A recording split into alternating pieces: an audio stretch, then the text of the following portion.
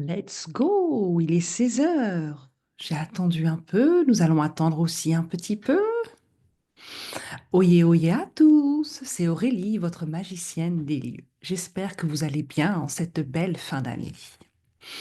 Peut-être en plein préparation de repas de famille, ou peut-être que ce n'est pas pour vous les repas de famille, peu importe. Comme dirait une amie, tout est juste. Bienvenue dans ce live des plus enchanteurs où nous allons voir les relations humaines et les objets toxiques. Je laisse attendre quelques minutes, des fois qu'il y aurait des petits retardataires, et on y va après.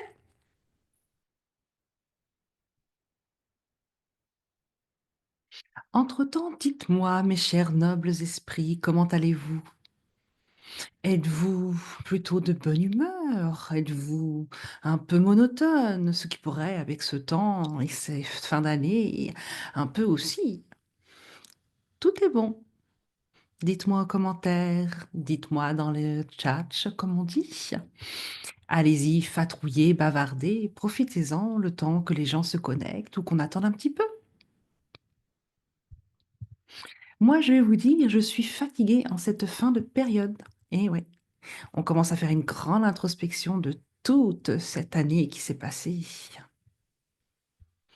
Et alors, avec les fêtes de famille, n'en parlons pas.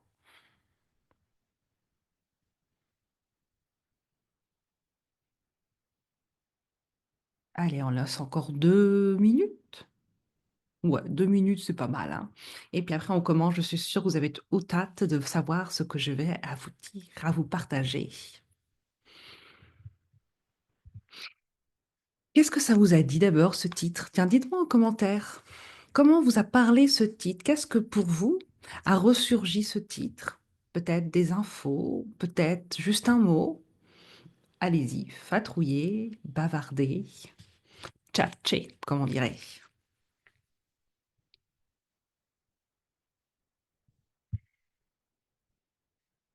Allez, 16h03, let's go, on y va.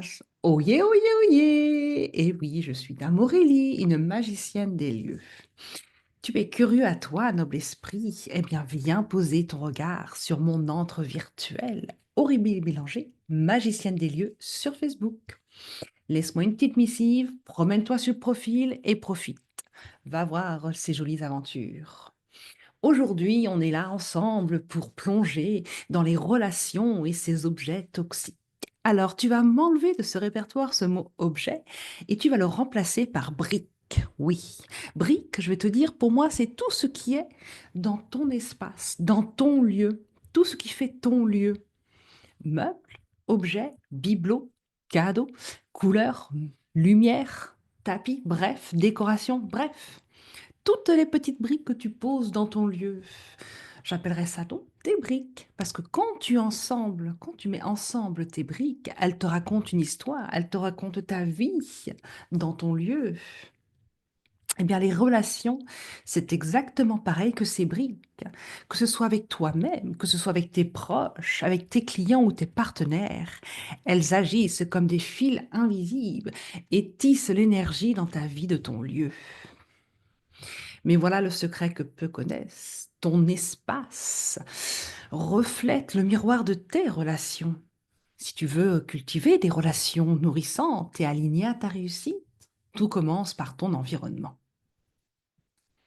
Allez, allons-y. Les relations et l'impact visible sur ton lieu. Regarde autour de toi et réfléchis, que dit ton espace? Que te dit tes relations? Les relations que nous entretenons ne se limitent pas à des mots ou des gestes. Elles se tissent dans le lieu autour de nous. Elles façonnent une énergie invisible mais puissante. Chaque élément de ton environnement, qu'il soit visible ou caché, porte en lui un message silencieux, des liens qui te relient aux autres. Ce désordre peut être apparent, ces objets accumulés ou ces espaces de surcharge, justement. Prenons les piles de documents. Piles de documents, ça s'empile, c'est oublié, c'est négligé, c'est dans un coin de ton bureau, mais voilà. Qu'est-ce que pourraient ressembler des piles de documents? Ça peut sembler anodine à première vue, mais elle révèle souvent plus qu'une simple surcharge de travail. Peut-être même qu'elle symbolise une conversation que tu as laissée en suspens, un conflit que tu n'as pas résolu, ou une relation que tu as négligée, à laquelle tu n'as même pas encore donné de place pour se clarifier. Le chaos de ces papiers inutiles devient le reflet d'une énergie qui est stagnante dans tes relations, un signe de non-communication qui bloque ton chemin. Les espaces vides. Alors là, eux aussi sont révélateurs. Si tes murs sont nus, tes pièces sont vides, cela peut signaler un manque de connexion, une distance entre toi et les autres. Les espaces inoccupés symbolisent un vide. Bienvenue à toi alors de nous rejoindre dans cette merveilleuse live. J'espère que tu vas bien. Je continue mon petit speech et je te laisserai. N'hésite pas à commenter si tu as besoin dans le chat et je répondrai à tes questions en fin du petit live. Donc, quand je disais les murs sont révélateurs, les espaces vides, les espaces inoccupés symbolisent un vide, un besoin, un soutien non comblé ou une incapacité à nouer des liens profonds. Oui, les manières plus ouvertes ou non ouvertes, qui sont silencieuses. Prenez-le comme une toile blanche, une toile où vous avez besoin de créer des relations. Puis il y a l'excès. L'excès de trop de briques, trop de souvenirs, trop de cadeaux, trop d'accessoires. Tout cela peut représenter un passé auquel tu t'accroches, un poids émotionnel lourd, mais qui t'empêche de t'ouvrir aux relations présentes. C'est comme si, inconsciemment, tu laissais les vestiges de ton passé interférer avec la possibilité que tu puisses bâtir de nouvelles connexions saines et équilibrées. Ça te fait une surcharge matérielle qui peut bloquer l'énergie nécessaire dans tes relations authentiques. Ton espace est en fin de compte un miroir de ton monde intérieur, une extension des énergies que tu cultives avec les autres. Ton espace peut être comme un chaudron, tiens. Ce que tu mets, que ce soit dans le désordre ou en harmonie, va influencer la potion que tu vas en faire. Quand tu fais la cuisine, tu suis une recette, tu mets des ingrédients dans l'ordre, tu ne te trompes pas. Mais quand tu fais l'inverse, c'est que tu mets tout dans le désordre, tu ne suis même pas de recette. Qu'est-ce que tu obtiens en cuisine? Pas de la mouise, pour être, on va dire, poli, pas le terme. Eh bien oui, c'est pareil. L'harmonie dans ton espace favorise l'harmonie dans tes relations. Lorsque tu libères des objets inutiles ou que tu crées l'espace que tu choisis consciemment, tu accueilles dans ton environnement, tu libères également ton cœur et ton esprit pour des futures connexions plus profondes et authentiques. C'est comme un équilibre intérieur et extérieur. Transforme ton espace pour qu'il soit un terrain fertile où tes liens humains puissants s'épanouissent. Lorsque tu mets de l'ordre dans ton environnement, que tu fais de même dans ton cœur et dans tes relations, créant ainsi une harmonie puissante et élévatrice, elle se répercutera sur chaque de tes interactions. Ta relation la plus importante, c'est celle avec toi-même. Si tu ne prends pas un soi, comment tes relations pourraient-elles s'épanouir? Tout commence par toi. Tu as un cœur battant de ton espace. Tu es au centre de ton cœur, au centre de ton espace, de ton lieu. Chaque élément qui habite est un reflet direct de ta relation que tu entretiens avec toi-même. Ce que tu choisis de nourrir dans ton environnement est une incidence directe sur la façon dont tu perçois, sur ton estime, sur ton énergie personnelle. En ce sens, ton lieu est bien plus qu'un simple cadre de vie. Il est, je ne le répéterai jamais assez, ton miroir de ton état intérieur, ton amour même propre et ta capacité à t'accueillir. Allez, on est parti pour le titre aussi de ces objets toxiques, donc je dirais de ces briques toxiques. Elles viennent aussi avec les relations. Je suis sûre que tu as déjà entendu cette expression. C'est l'intention qui compte quand tu offres un cadeau. Qu'est-ce que ça signifie aujourd'hui cette phrase? C'est l'intention que tu offres quand tu fais un cadeau. Laisse-toi quelques minutes dans le chat, vas-y, parle, décris. Qu'est-ce que pour toi ça signifie cette phrase? Je te laisse quelques minutes, n'hésite pas. C'est l'intention qui compte quand tu offres un cadeau. Ce n'est pas la valeur en quelque sorte ou la grandeur du présent qui importe, mais plutôt le geste et la pensée derrière l'offrande. C'est l'intention représente l'attention, le cœur et le temps qu'on y consacre à choisir ou préparer un cadeau pour quelqu'un. Est-ce que ça te parle, ça?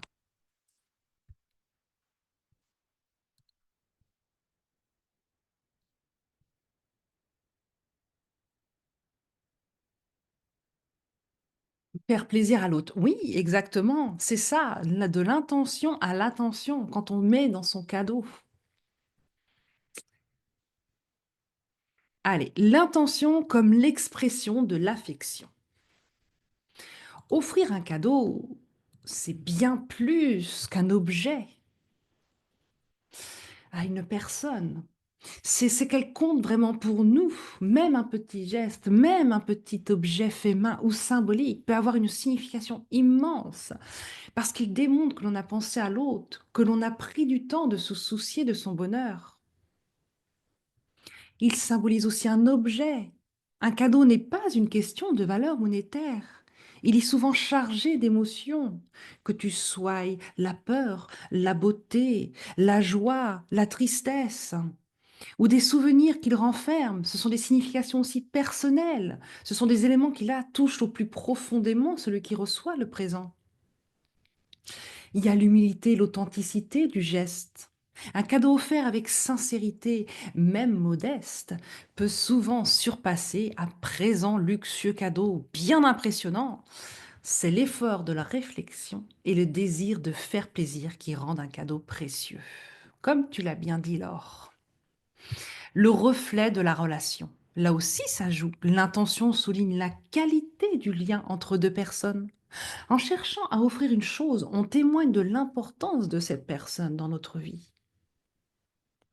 La gratitude et la réciprocité émotionnelle, réciproque, oui. Recevoir un cadeau offert à une belle intention pousse souvent à ressentir de la gratitude. Cela nourrit nos relations et crée une réciprocité. Bon, c'est un mot un peu bizarre, hein. On va mettre plutôt créer un miroir en quelque sorte sur l'émotion plutôt que sur la matérialisation. J'aurais dû le bannir ce mot-là, pas facile à dire. J'espère que c'est clair. N'hésitez pas, si vous avez une question ou quoi que ce soit, mettez-le dans le chat, je regarderai après. Si je bafouille pas non plus un peu, je suis pas, voilà, c'est mon deuxième live, donc voilà, à mes dépens.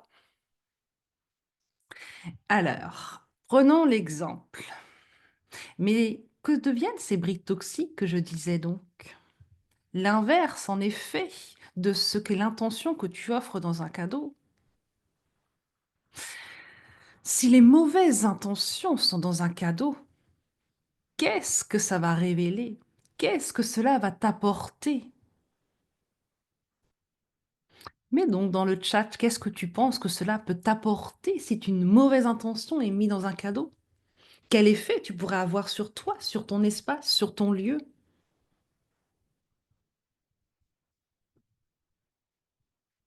Je te laisse quelques minutes.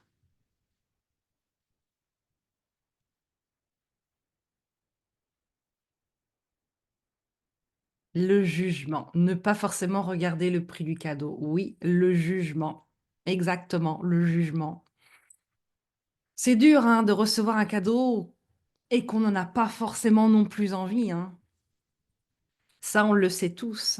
Alors, l'expression des mauvaises intentions dans les cadeaux, mais ça révèle une réalité qui est moins lumineuse, mais bien présente. Offrir un cadeau n'est pas toujours un geste sincère ou bienveillant.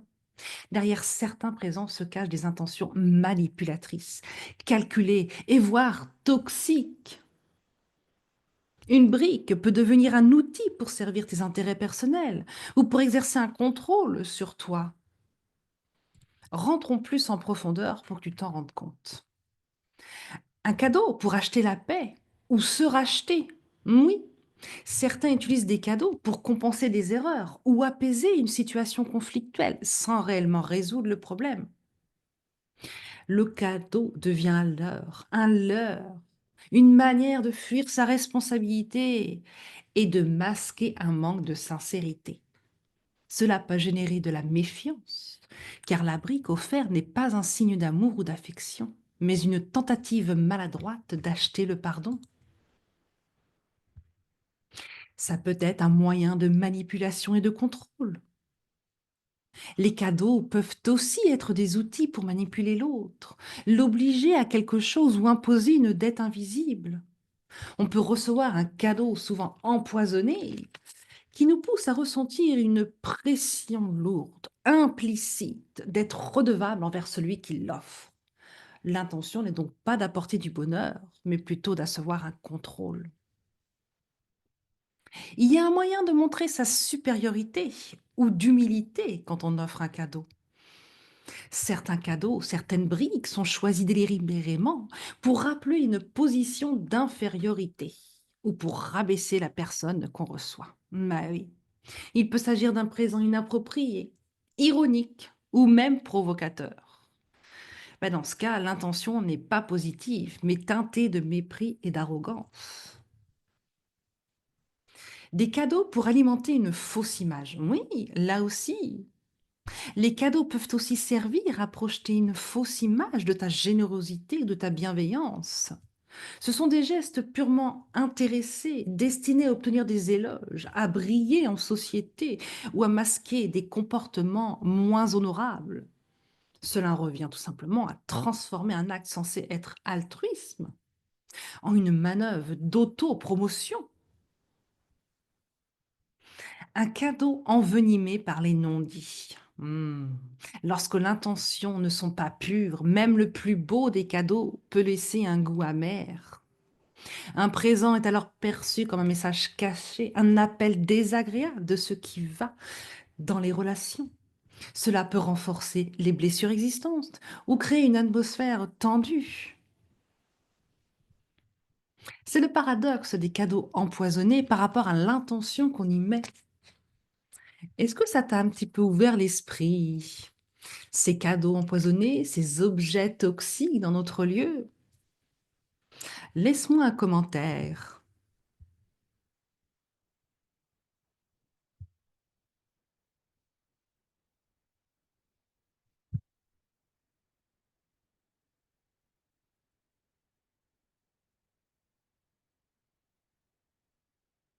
Alors, il y a un paradoxe à tout ça. Quand on donne l'intention que je disais justement, cette intention sincère, et qu'on donne une mauvaise intention, eh bien, c'est un cadeau, même magnifique en apparence, perd toute sa valeur. Lorsque l'intention qui l'accompagne est négative ou malhonnête, ce type de geste peut même aller jusqu'à des blessures invisibles, entretenir une relation toxique ou fausser la dynamique entre deux personnes. Le destinataire ne ressent plus alors la joie, le bien-être, mais une forme de malaise, voire de rejet, de mépris même. Voilà ce que rappellent ces briques toxiques. Alors, comment tu peux transformer et rétablir l'harmonie dans ton espace tout en renforçant ta relation avec toi-même? Ben oui, c'est bien ces briques toxiques, ces cadeaux empoisonnés, ces intentions. Mais comment peut-on les déceler? Hein. Alors, je vais te laisser un petit rituel. Cet rituel peut se faire avec n'importe quelle brique, que ce soit des objets, des bibelots, des meubles, peu importe, tout ce que tu veux tester, savoir quelle est cette relation, si elle est toxique ou non toxique. Tu vas prendre un cahier.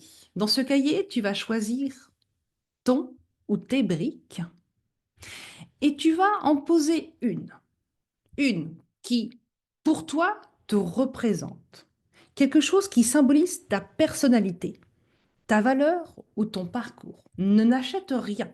Prends une brique dans ton espace, celle où tu n'es pas sûr justement de ce que, pourquoi on te l'a offert, ou tout simplement de cette signification qui pour toi est en quelque sorte entre parenthèses. Ça peut être un livre, une pierre, une œuvre d'art, peu importe. Choisis-le avec intention, comme une manifestation physique de ta valeur et de tes aspirations. Et tu le places dans un endroit très stratégique de ton lieu. Un endroit où tu es visible et où il doit être visible tous les jours. Il doit capter ton regard. Et cette brille deviendra un rappel constant de ton identité, de tes intentions et de ta capacité à prendre soin de toi. Parce que chaque fois que tu le verras, tu te laisseras t'apporter, te rapprocher de ce sentiment que tu as eu avec cette brique. Ça te donnera de la valeur, de la force intérieure, ou ça peut même te donner de la toxicité en fonction de l'objet que tu veux tester. Pour ça qu'il faut que tu prennes un cahier et que tu notes chaque objet que tu mets et chaque sensation que tu vas avoir pendant quelques jours ou même quelques heures. Et au bout de ces objets, quand tu les auras notés dans un cahier, que tu les auras testés toi-même, tu vas voir qu'en fait, ces émotions que tu ressens sont liées à ces objets et tu pourras alors te dire qu'il faut les mettre de côté, voire même s'en débarrasser. En fait, ce simple geste, il est simple et puissant aussi parce que c'est en quelque sorte un acte envers toi-même. Il va te permettre de réaffirmer ta place, de t'autoriser à être en pleinement toi et d'harmoniser ton lieu avec des besoins émotionnels et spirituels. Tu vas créer un ancrage visuel. Tu crées un lien direct avec ton environnement et ton bien-être intérieur, transformant ainsi ton espace en un reflet fidèle de ton amour-propre et de ton potentiel. Cela peut te sembler futile, mais les effets sont profonds. Comme je le dis, prends un cahier, teste tes briques et vois les émotions, les souvenirs et la profondeur que te laisse cette brique. Et tu verras que si elle est toxique, tu te rendras compte. Si elle n'est pas toxique et qu'elle t'apporte de magnifiques intentions, alors voilà, c'est qu'elle doit être là. Je disais que ta relation la plus importante, celle avec toi-même, c'est si tu ne prends pas soin de toi, comment les relations pourraient-elles s'épanouir? Eh bien, tout commence par toi. Et comme je dis, ton cœur est le battant, ton centre de ton espace. Si tu négliges ton espace, il ne parlera pas à toi, il te fera un désordre physique. Et même à l'extérieur, ça va se voir dans ton enveloppe. Ceux qui te verront auront un regard différent. Si tu soignes ton espace, tu t'accorderas et tu te reconnecteras à toi-même. Tu libéreras ta créativité, tu libéreras ton aura.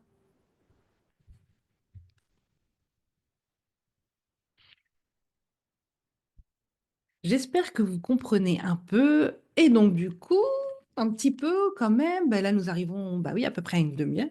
Donc, voilà. Une petite conclusion quand même pour tout ça.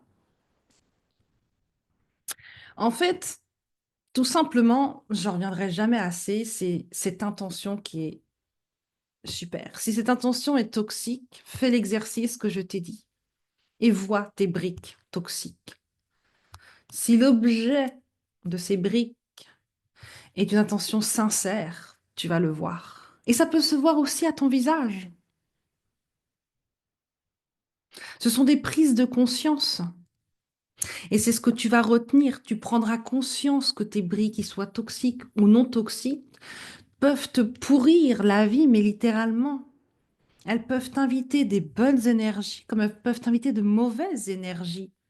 Car une brique, c'est des émotions, comme je disais. Elles sont des éponges de toutes nos émotions, qu'on soit malheureuse ou dans la joie. Et en fonction de l'intention, de la pensée qu'on va lui donner, une brique va être heureuse ou va être toxique. J'en dis pas plus parce que je vais un peu me le répéter. Voilà ce que j'avais à me partager un peu pour aujourd'hui. J'espère que je suis bien compréhensif. Je vais peut-être partir un peu dans le live ou dans le détail, voilà. Donc, puisque l'heure est toujours là, c'est qu'apparemment ça va. Donc, vas-y, je te laisse la parole. Tu peux même allumer ta caméra si tu veux, pas de souci. Tu peux parler, c'est à toi. Si tu veux parler, bien sûr, si tu veux partager. Ou si tu veux simplement tchatcher dans le chat aussi, je prends le temps, je suis là.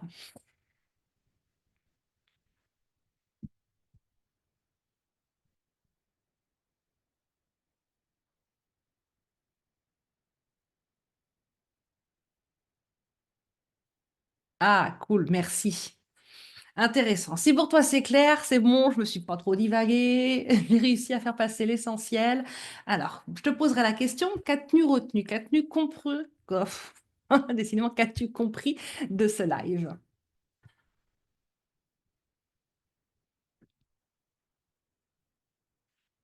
Avec quoi vas-tu repartir aujourd'hui?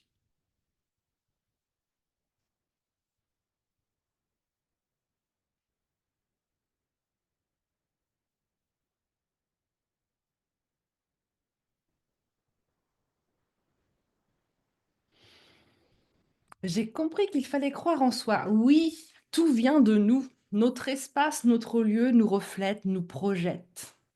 Et ces briques, qu'elles soient heureuses ou qu'elles soient toxiques, avec cet exercice que je t'ai dit, essaye, amuse-toi.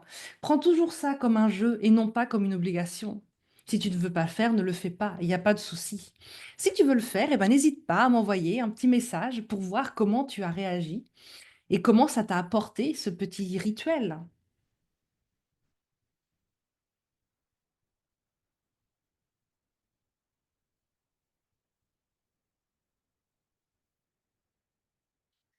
Alors, qu'est-ce et voir notre intérêt. Oui, notre intérêt à avoir justement faire attention à tout ça.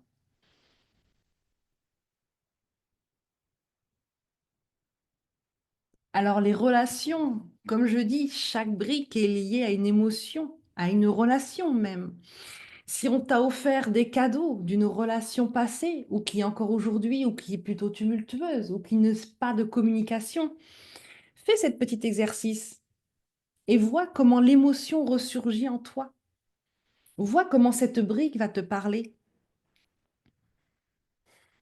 Il existe aussi tout simplement un autre exercice qui va peut-être plus te parler. Prends un objet, une brique, celle que tu veux tester justement, parce que tu me parles d'une relation assez délicate, de cette personne qui t'a sûrement offert déjà quelque chose.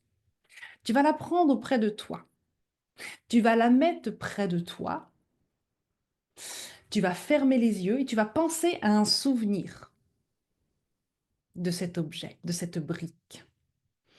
Pour ça, il faut que tu te mettes aussi, j'ai oublié de le dire, c'est plus pratique, il faut que tu te mettes aussi devant un miroir et que tu te prennes en photo. Au moment où tu vas fermer les yeux, que tu vas réagir à cette émotion, à ce souvenir, tu vas voir que ton visage va te faire une expression, heureuse ou non heureuse, toxique peut-être ou pas. C'est là que tu vas prendre en compte aussi si cet objet est toxique pour toi. C'est ton visage qui va parler.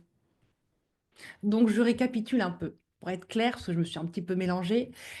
Prends-toi devant un miroir ou prépare ton appareil photo, ton téléphone, prends ton objet, mets-le près de toi, ferme les yeux et pense à un souvenir de cet objet. Ne cherche pas plus loin. Tu dois prendre 3 secondes. Au bout de 3 secondes, le souvenir doit venir.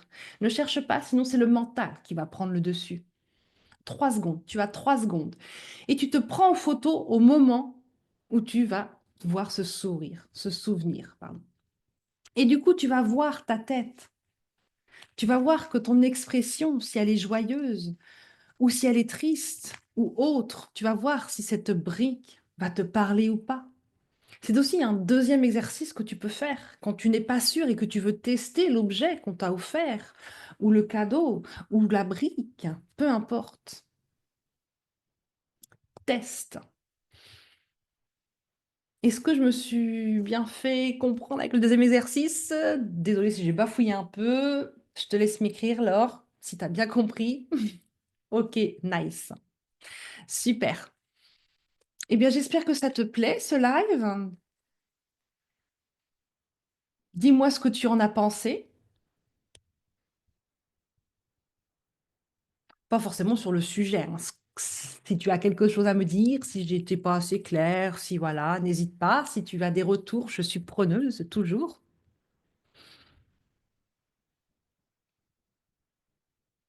Ah, je te remercie. Merci beaucoup à toi, Laure, d'être venue aussi. Merci pour ton partage. N'hésite pas à venir me faire un tour sur mon profil Facebook. Je serai avec plaisir de venir t'accueillir. Envoie-moi aussi un message privé et nous discuterons si tu veux, il n'y a pas de souci, mon profil est ouvert à la communication. Et comme ça a été très intéressant, eh ben, je suis contente. J'ai au moins pu t'ouvrir un espace, une porte. À toi maintenant de faire les exercices. Et n'hésite pas aussi à revenir vers moi si tu as besoin. Reviens vers moi pour ces exercices. Dis-moi aussi ton témoignage, comment tu l'as ressenti. Est-ce que ça a pu t'aider aussi? Je te retrouve donc sur mon lien Facebook. Est-ce que tu l'as ou tu le veux que je te le partage peut-être? Dis-moi, est-ce que tu es en relation avec mon lien Facebook? J'avoue que je ne fais pas toujours attention, hein.